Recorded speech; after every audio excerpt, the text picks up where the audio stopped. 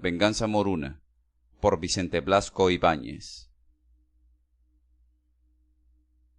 Casi todos los que ocupaban aquel vagón de tercera conocían a Marieta, una buena moza vestida de luto, que con un niño de pechos en el regazo estaba junto a una ventanilla, rehuyendo las miradas y la conversación de sus vecinas. Las viejas labradoras la miraban unas con curiosidad y otras con odio, a través de las asas de sus enormes cestas y de los fardos que descansaban sobre sus rodillas. Con todas las compras hechas en Valencia, los hombres, mascullando la targanina, lanzábanle ojeadas de ardoroso deseo. En todos los extremos del vagón hablábase de ella relatando su historia. Era la primera vez que Marieta se atrevía a salir de casa después de la muerte de su marido. 3 meses habían pasado desde entonces. Sin duda sentía miedo a Teulaí, el hermano menor de su marido, un sujeto que a los 25 años era el terror del distrito, un amante loco de la escopeta y la valentía, que naciendo rico había abandonado los campos para vivir unas veces en los pueblos por la tolerancia de los alcaldes, y otras en la montaña, cuando se atrevían a acusarle los que le querían mal. Marieta parecía satisfecha y tranquila. Oh, la mala piel, con un alma tan negra, y miradla, qué guapetona, qué majestuosa, parecía una reina. Los que nunca la habían visto se extasiaban ante su hermosura.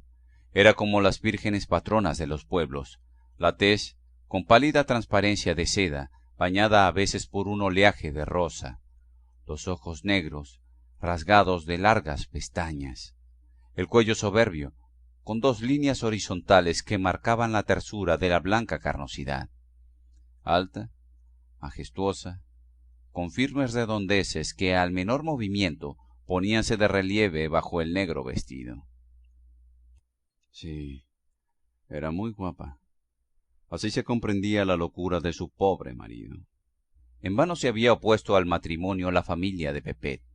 Casarse con una pobre siendo él rico resultaba un absurdo, y aún lo parecía más al saberse que la novia era hija de una bruja, y por tanto heredera de todas sus malas artes.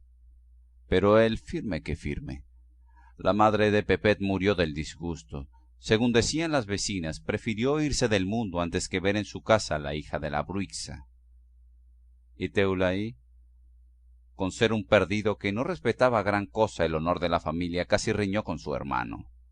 No podía resignarse a tener por cuñada una buena moza que, según afirmaban en la taberna testigos presenciales, y allí la reunión era de lo más respetable, preparaba malas bebidas, ayudaba a sacar a su madre las mantecas a los niños vagabundos para confeccionar misteriosos ungüentos, y la untaba los sábados a medianoche antes de salir volando por la chimenea. Pepet, que se reía de todo, acabó casándose con Marieta, y con esto fueron de la hija de la bruja sus viñas, sus algarrobos, la gran casa de la calle Mayor y las onzas que su madre guardaba en los arcones del estudi. Estaba loco. Aquel par de lobas le habían dado alguna mala bebida, tal vez polvos seguidores que, según afirmaban las vecinas más experimentadas, ligan para siempre con una fuerza infernal. La bruja, arrugada, de ojillos malignos, que no podía atravesar la plaza del pueblo sin que los muchachos la persiguieran a pedradas, se quedó sola en su casucha de las afueras, ante la cual no pasaba nadie por la noche sin hacer la señal de la cruz. Pepet sacó a Marieta de aquel antro, satisfecho de tener como suya a la mujer más hermosa del distrito. ¡Qué manera de vivir! Las buenas mujeres lo recordaban con escándalo. Bien se veía que el tal casamiento era por arte del malo. Apenas si Pepet salía de su casa, olvidaba los campos, dejaba en libertad a los jornaleros, no quería apartarse ni un momento de su mujer. Y las gentes, a través de la puerta entornada o por las ventanas siempre abiertas, sorprendían los abrazos, los veían persiguiéndose entre risotadas y caricias, en plena borrachera de felicidad, insultando con su hartura a todo el mundo.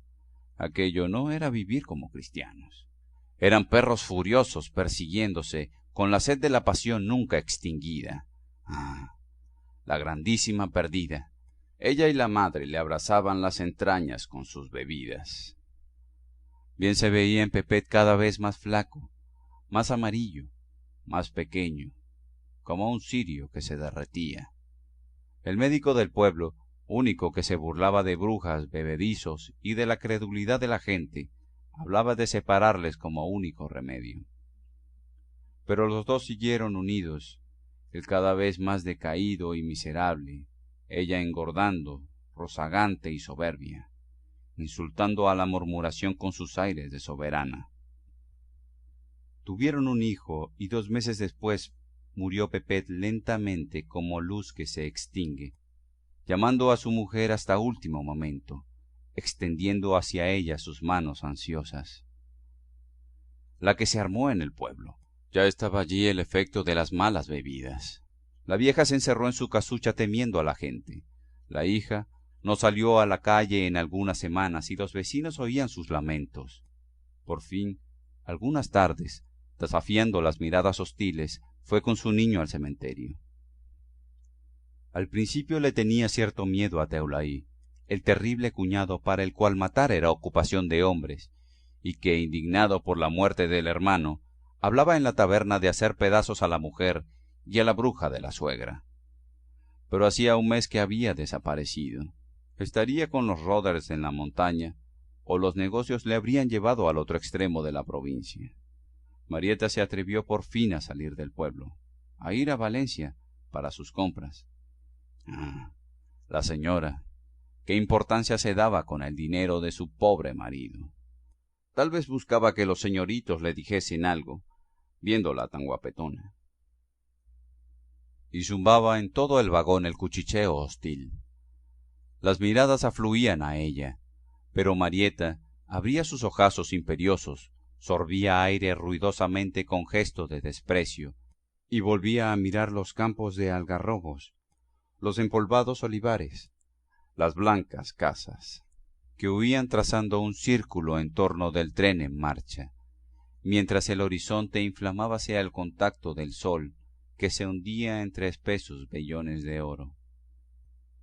Detúvose el tren en una pequeña estación, y las mujeres que más habían hablado de Marieta se apresuraron a bajar, echando por delante sus cestas y capazos. Unas se quedaban en aquel pueblo y se despedían de las otras, de las vecinas de Marieta, que aún tenían que andar 1 hora para llegar a sus casas. La hermosa viuda, con el niño en brazos y apoyando en la fuerte cadera la cesta de las compras, salió de la estación con paso lento. Quería que la adelantasen en el camino aquellas comadres hostiles, que la dejasen marchar sola, sin tener que sufrir el tormento de sus murmuraciones. En las calles del pueblo, estrechas, tortuosas y de avanzados aleros, había poca luz. Las últimas casas extendíanse en 2 filas a lo largo de la carretera. Más allá veíanse los campos que azuleaban con la llegada del crepúsculo, y a lo lejos, sobre la ancha y polvorienta faja del camino, marcábanse como un rosario de hormigas las mujeres que, con los fardos en la cabeza, marchaban hacia el inmediato pueblo cuya torre asomaba tras una loma su montera de tejas barnizadas, brillantes con el último reflejo del sol. Marieta, brava moza, sintió repentinamente cierta inquietud al verse sola en el camino. Este era muy largo, y cerraría la noche antes que llegase a su casa. Sobre una puerta balanceábase el ramo de un olivo, empolvado y seco, indicador de una taberna. Bajo de él, y de espaldas al pueblo, estaba un hombre pequeño apoyado en el quicio y con las manos en la faja. Marieta se fijó en él. Si al volver la cabeza resultase que era su cuñado, Dios mío, qué susto. Pero segura de que estaba muy lejos, siguió adelante, saboreando la cruel idea del encuentro, por lo mismo que lo creía imposible, temblando al pensar que fuese Teulaí el que estaba a la puerta de la taberna. Pasó junto a él sin levantar los ojos. Buenas tardes, Marieta. Era él. Y la viuda, ante la realidad, no experimentó la emoción de momentos antes. No podía dudar. Era Teulaí, el bárbaro de sonrisa traidora que la miraba con aquellos ojos más molestos y crueles que sus palabras. Contestó con un hola desmayado. Y ella, tan grande, tan fuerte, sintió que las piernas le flaqueaban, y hasta hizo un esfuerzo para que el niño no cayera de sus brazos. Teulaí sonreía socarronamente. No había por qué asustarse. ¿No eran parientes? Se alegraba del encuentro. La acompañaría al pueblo y por el camino hablarían de algunos asuntos. Avant, avant, decía el hombrecillo. Y la mocetona siguió tras él, sumisa como una oveja, formando rudo contraste a aquella mujer grande, poderosa, de fuertes músculos, que parecía arrastrada por Teulaí, enteco, miserable y ruin, en el cual únicamente delataban el carácter los alfilerazos de extraña luz que despedían sus ojos. Marieta sabía de lo que era capaz. Hombres fuertes y valerosos habían caído vencidos por aquel mal bicho. En la última casa del pueblo una vieja barría canturreando su portal. —¡Bonadona! ¡Bonadona! —gritó Teulaí. La buena mujer acudió, tirando la escoba. Era demasiado célebre el cuñado de Marieta en muchas leguas a la redonda para no ser obedecido inmediatamente. Cogió al niño de brazos de su cuñada y sin mirarlo, como si quisiera evitar un enternecimiento indigno de él, lo pasó a los brazos de la vieja, encargándole su cuidado. Era asunto de media hora. Volverían pronto por él, en cuanto terminasen cierto encargo. Marieta rompió en sollozos y se abalanzó al niño para besarle, pero su cuñado tiró de ella. —¡Avant, avant! Se hacía tarde. Subyugada por el terror que inspiraba aquel hombrecillo venenoso a cuantos le rodeaban, siguió adelante, sin el niño y sin la cesta, mientras la vieja, santiguándose, se apresuraba a meterse en casa. Apenas si se distinguían como puntos indecisos en el blanco camino las mujeres que marchaban al pueblo. Los pardos vapores del anochecer extendíanse a ras de los campos. La arboleda tomaba un tono de oscuro azul, y arriba en el cielo, de color violeta, palpitaban las primeras estrellas. Continuaron en silencio algunos minutos, hasta que Marieta se detuvo con una decisión inspirada por el miedo. Lo que tuviera que decirle, lo mismo podía ser allí que en otra parte. Y le temblaban las piernas, balbuceaba, y no se atrevía a alzar los ojos por no ver a su cuñado. A lo lejos sonaban chirridos de ruedas, voces prolongadas se llamaban a través de los campos, rasgando el silencioso ambiente del crepúsculo. Marieta miraba con ansiedad el camino. Nadie. Estaban solos ella y su cuñado. Este, siempre con su sonrisa infernal, hablaba con lentitud. Lo que tenía que decirle era que rezase, y si sentía miedo, podía echarse el delantal por la cara. A un hombre como él no le mataban un hermano impunemente. Marieta se hizo atrás, con la expresión aterrada del que despierta en pleno peligro.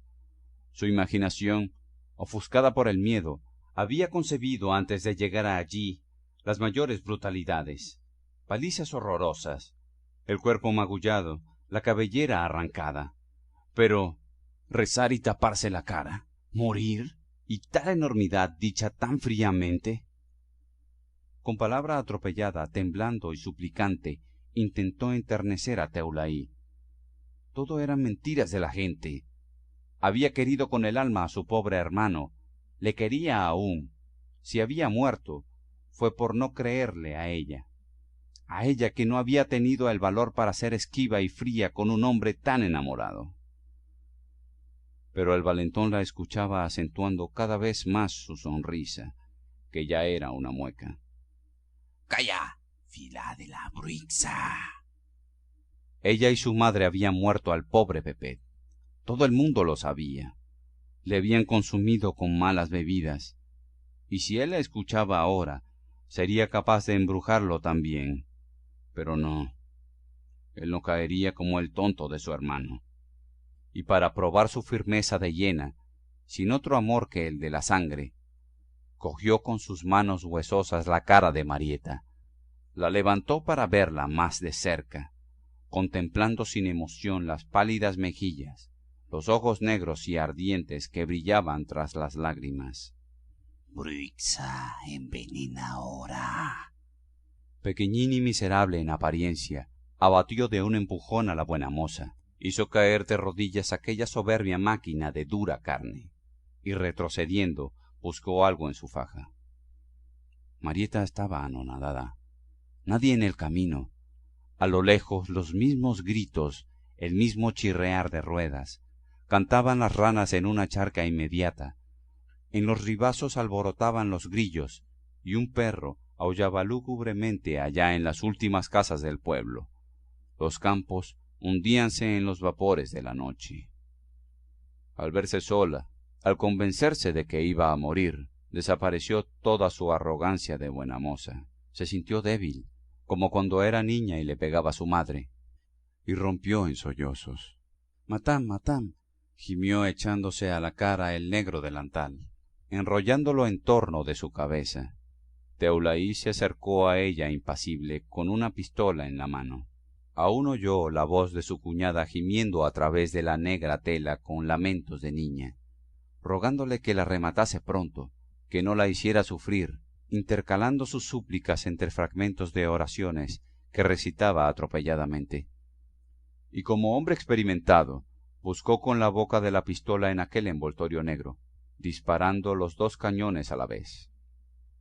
Entre el humo y los fogonazos, vióse a Marieta erguirse como impulsada por un resorte, y desplomarse con un pataleo de agonía que desordenó sus ropas. En la masa negra e inerte quedaron al descubierto las blancas medias de seductora redondez, estremeciéndose con el último estertor. Teulaí, tranquilo como hombre que a nadie teme y cuenta en último término con un refugio en la montaña, volvió al inmediato pueblo en busca de su sobrino, satisfecho de su hazaña. Al tomar al pequeñuelo de manos de la aterrada vieja casi lloró. «Pobret meu», dijo besándole. Y su conciencia de tío inundábase de satisfacción, seguro de haber hecho por el pequeño una gran cosa.